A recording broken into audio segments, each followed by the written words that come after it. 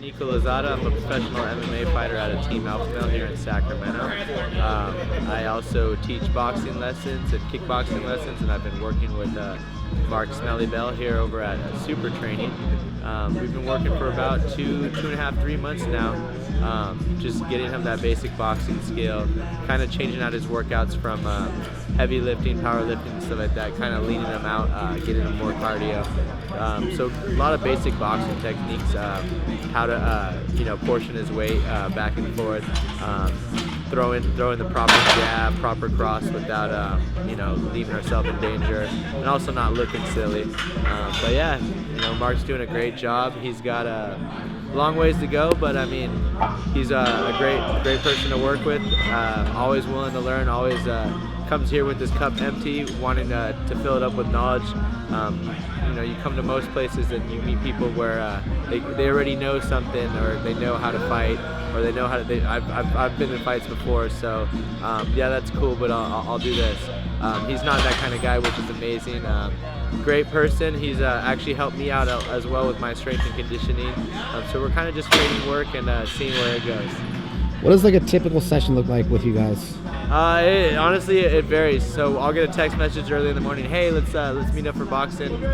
So we'll show up. Sometimes we'll start off with just cardio warm-ups where we have the ski rows, bicycles. We might even do lifts before, get them a little fatigued, get that lactic acid built up, and then we like to work on a little bit of the technique, so that way the hands are already wanting to come down, the chin's lifting up because they want to breathe like they're coming out of water or something. So we kind of we change it up here and there, but for the most part we get ourselves working a little bit, and then then we'll work on some techniques. So depending on whether we're working, focusing on jabs or body weight proportion and how to channel our energy, to speed drills, to memory drills, hand-eye coordination drills. So it's always changing. It just depends on the day of the workout.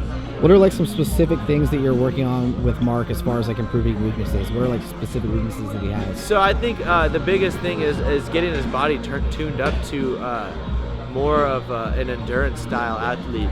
He spent so many years being a power lifter and all that, and professional wrestling takes a toll on your body, football as well.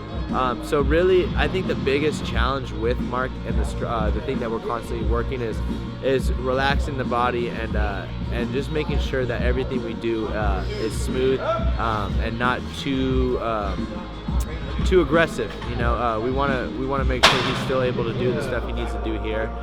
So I think that's where it is, working the fine line in between powerlifting and boxing, which are two totally different sports, require totally different energy tanks and stuff like that. So I'd say that's the biggest thing that we work with him.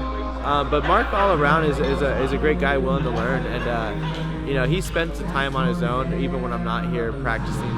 I've come in before where we left with we're gonna have to definitely work that the next time, and then I come back and he's actually got it down. So that's pretty good about him. You don't meet a lot of athletes like that are willing to put in the extra time, and if you do, they're normally at the higher level.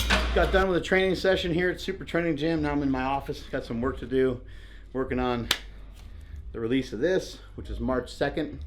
The release of this is March 2nd. The release of the slingshot push-up is also going to be March 2nd, so look for those two things on the website, markbellslingshot.com. Had a great workout, did some boxing, and as I go down the rabbit hole of learning some more skills and learning how to box more, it's becoming a little bit more complicated, a little bit more confusing. And to make matters even worse, I went southpaw today, just meaning I changed my stance, had the right hand forward, and I've been working on that and trying to learn that. So it's a new craft, it's a new thing for me to learn. So the coach might say, to throw a right hook, and I might take me 1, 2, 3, oh yeah, right hook.